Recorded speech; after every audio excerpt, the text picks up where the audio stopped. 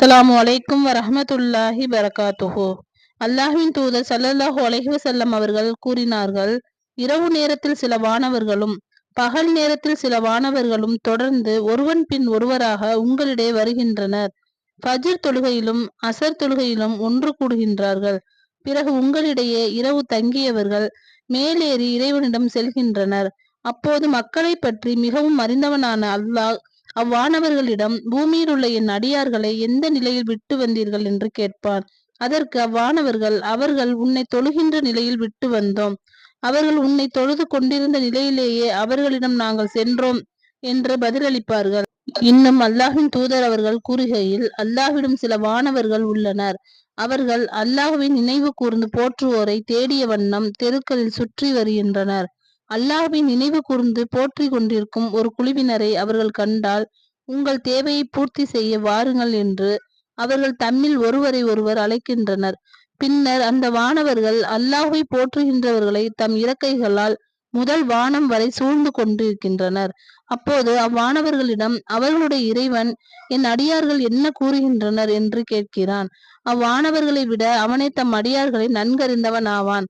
அவர்கள் உன்னை தூய்மையானவன் என்று கூறி துதிக்கின்றனர். உன்னை பெருமைப்படுத்தி கொண்டும் உன்னை புகழ்ந்து கொண்டும் உன்னை போற்றி கொண்டும் இருக்கின்றனர் என்று வானவர்கள் கூறுகின்றனர்.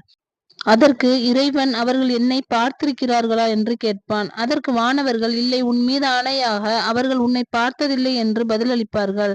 அதற்கு இறைவன், என்னை பார்த்திருந்தால் எப்படி இருப்பார்கள் என்று கேட்பான். வானவர்கள் அதற்கு, உன்னை அவர்கள் பார்த்திருந்தால் இன்னும் அதிகமாக உன்னை வழிபடுவார்கள், இன்னும் கூடுதலாக உன்னை போற்றி புகழ்ந்து துதிப்பார்கள் என்று பதிலளிப்பார்கள்.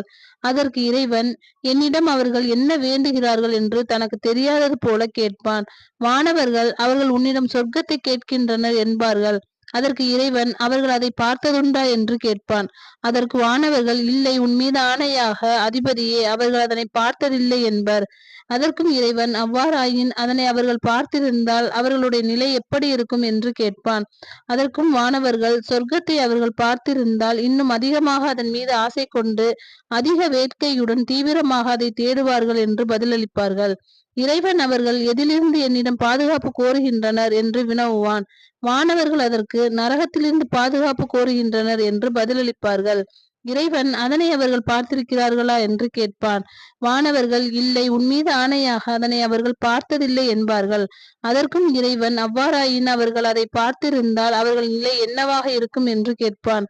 வானவர்கள், நரகத்தை அவர்கள் பார்த்திருந்தால் நிச்சயம் அதிலிருந்து கடுமையாக விரண்டோடுபவர்களாக, அதனை மிகவும் அஞ்சுபவர்களாகவும் இருப்பார்கள் என்பர். அப்போது இறைவன், ஆகவே வானவர்களே, அவர்களை நான் மன்னித்து விட்டேன் என்பதற்கு உங்களையே நான் சாட்சிகளாக ஆக்குகிறேன் என்று கூறுவான். அந்த வானவர்களிடையே உள்ள ஒரு வானவர் அந்த குழுவினரிடையே அமர்ந்திருந்த, இன்ன மனிதன் உன்னை போற்றுகின்ற அவர்களில் உள்ளவன் அல்ல, அவன் ஏதோ தேவை நிமித்தமாக அங்கு வந்தான் என்பார்கள். அதற்கு இறைவன், அவர்கள் ஒன்றாக அமர்ந்துள்ள நண்பர்கள், அவர்களுடன் வந்து அமர்ந்த ஒருவன் அவர்களால் பாக்கியம் பெறுவானே தவிர பாக்கியமற்றவனாக ஆக மாட்டான் என்று அல்லாஹ் கூறுவான். அந்த அல்லாஹை போற்றி புகழ்கின்ற கூட்டத்தாரிடம் சென்ற அவன் எந்த நன்மையும் செய்யாவிட்டாலும் அவனுக்கு போன்ற நன்மையை இவனுக்கும் கிடைக்கிறது என்பதை அல்லாஹ் கூறுகிறான். இது போன்ற பாக்கியங்களை நாம் பெறுவதற்கு வல்ல ரஹ்மானிடம் அதிகமாக துவா செய்து கொள்வோமாக, இன்ஷா அல்லாஹ். அஸ்ஸலாமு அலைக்கும் வரஹ்மத்துல்லாஹி பரகாத்துஹு.